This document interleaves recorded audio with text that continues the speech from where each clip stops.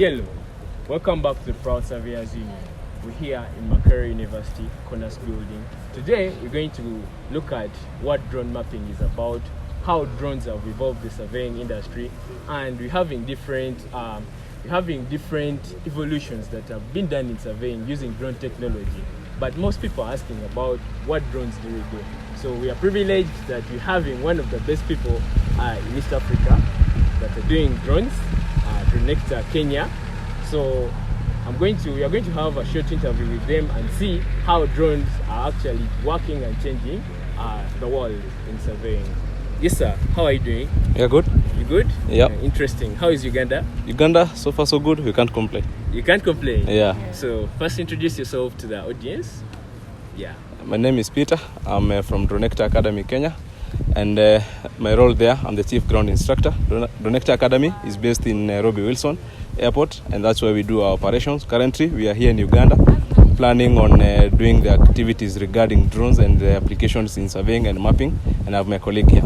Hi, my name is Agnes Wanjira Irimo. I'm a licensed drone pilot and graduate land surveyor, and I'm working also with GTE Africa as the researcher and in partnership with Dronectar Academy.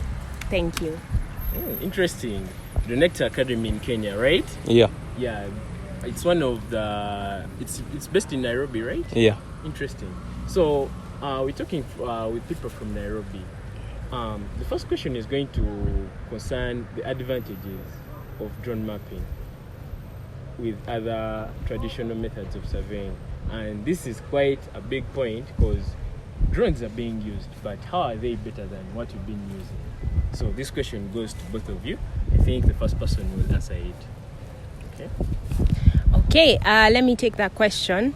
So drones basically have made life easier in survey and mapping. For example, when you want to do topographical mapping in areas that are vast areas and forested areas, for example, the GNSS signals are not getting to the machines, and we see that the drones are able to fly within that area, and you are able to, using GCPs, that is correct, ensure the data is accurate. And also it saves on time. For example, you can do 400 acres in roughly an hour. So compared to land surveyor on their 2 feet, I think it's pretty saves a lot of time and money. Yeah. Yeah. Interesting. Yes. That's actually interesting. So drones actually time saving, which is a very key point in surveying and data collection.